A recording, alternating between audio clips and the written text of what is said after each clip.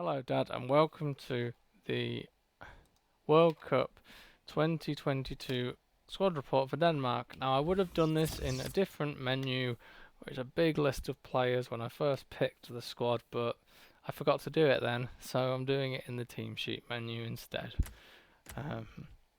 And in a moment, we'll get underway with one Kasper Schmeichel. You'll know him from Leicester City from last year's Premier League winning side. And he didn't play in the friendly against Northern Ireland because I wasn't sure if he was going to retire or not because he was 35 years old. But yeah, he's the best keeper in the squad. We know him well from Leicester's fantastic achievements last season and his father's fantastic achievements at Man United, and of course he played for Villa for a while too. So yep, very happy to have Kasper Schmeichel in goal. Sure he'll do a great job. And then I think we'll be moving on to the other keeper in a moment. Yep, we are. Is Lossel. Um, he plays for FC Mainz 04 in the Bundesliga in Germany. And as you can see, he's a pretty decent goalkeeper at 70 overall.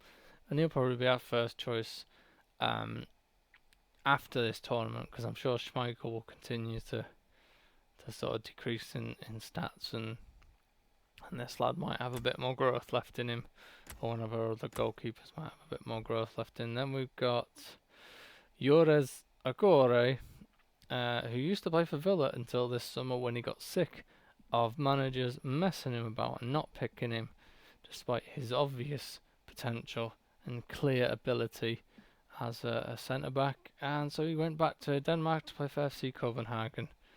So I was gutted at the time, but Villa are doing well now. Hopefully, he's doing well with FC Copenhagen in Denmark, and I hope that he moves to a bigger club in the future and he hits his potential in real life as he is in FIFA. So yeah, really like Joris Okore.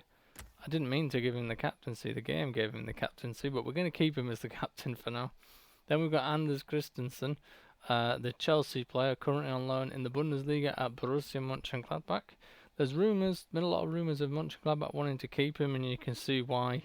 He's got an 86, 87 potential in FIFA, and he's right up there now. Really good all-round sort of centre-back, physically, technically. He can pass the ball well, he can tackle, he can mark, that sort of thing. There's Frederick Sorensen. I'm honestly, I didn't do a lot of research for this. He used to play for Juventus and went on loan at various Serie A clubs. I think he's still playing in Serie A, maybe for Genoa or Bologna or someone like that, sort of mid-table side. He's very good. He's probably never going to be one of the greats of the game, but yeah, very good centre back. And can play right back as well. Then we've got our fullbacks. Now, I don't know anything about most of these fullbacks. So we've got Nielsen Christensen, or Nissen Christensen, probably plays in Denmark. It's going to be my guess. And Demisi as well, our left back, our first choice left back, probably plays in Denmark. For someone in Denmark. They're both solid players with those overalls. And then I'm guessing we're going to move into midfield in a moment. We're going to try to. There we go. It's Pierre-Emile Højbjerg, who came through the youth ranks at Bayern Munich in Germany. Got loaned out a lot to teams like Schalke and FC Augsburg and stuff like that. And he got fed up of being shipped around Germany. And he moved to Southampton in the summer. An excellent signing for Southampton. Great all-round midfielder. Then we've got Christian Eriksen, who you'll know from Spurs. Very good player, great player actually, let's be honest. He's 88 overall, he's the best player in the team. Fantastic. Another former Ajax player, Victor Fischer, because Eriksen used to play for Ajax. He moved to Middlesbrough this summer. Was their record signing, I think, for a few weeks at 12 million, but I think they signed someone more expensive later on in the window. Then we've got Pion Sisto, who, like Jores Agore, is part African. Really good. Really good right-sided midfielder. I really like him. He plays really well.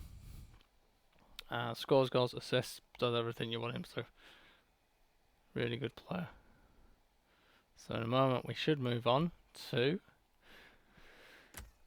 the blonde bombshell that leads the line for the team. It's Casper Dahlberg of Ajax. He's had his breakthrough season at Ajax this season, about 18, 19 years old. Already looks like he's going to be the business. And yeah, so that's the first 11. Then we've got Duland, who plays for FC Midtjylland in Denmark. I just looked that up. Yeah, good off the bench, left midfielder. Oh, the frustrating Yusuf Poulsen of RB Leipzig. When I played with him at Leipzig, he was frustrating. He's tall, but for some reason can't head the ball. He's fast, but he's so big and cumbersome that it doesn't feel like he's fast. Very frustrating player. But there he is on the bench. Then there's Mark Gondes, who also plays for FC Midtjylland in Denmark. Sounds Brazilian, doesn't he? But who knows? Maybe they're Brazilian Danes. Then there's Beck, who plays, I'm pretty sure plays football in Denmark. Don't know where, but he's our second choice right mid. He's a decent player off the bench. Tom Delaney plays in Denmark. Really like this guy. He's a great all-rounder. Yeah, strong, reasonably fast, great passing, great tackler. There's Schultz, who we bought in to the squad for this. Don't know really anything about him, just he's good on his stats. Then Nikolai Bolsen of Ajax is the Ajax captain, almost joined Villa in January, but stayed at Ajax. And yeah, he's a solid player. He's just in the game, he'll be at an age where he's started to decline a little bit, so he's been overtaken on his stats. Then there's Savchenko, I think you pronounce that. He plays at Celtic, and yeah, solid player, solid centre back there. Martin Braithwaite plays at Toulouse in France, I believe, and I think he's done quite well there the last couple of seasons, scoring goals for them. Solid all-round striker. He might end up on the bench in the end rather than Poulsen. He might be a better option than Poulsen. Then there's Ibsen Roma, second choice right back. Don't know really much about him. And then Vas. I've seen him around on the game. He's solid. I think he plays in Denmark. It's just his physicals aren't as good as Tom Delaney's, so that's why he's in the reserves and not on the bench. But he did make the 23-man squad. And that is more or less the report. Hopefully we're going to do well with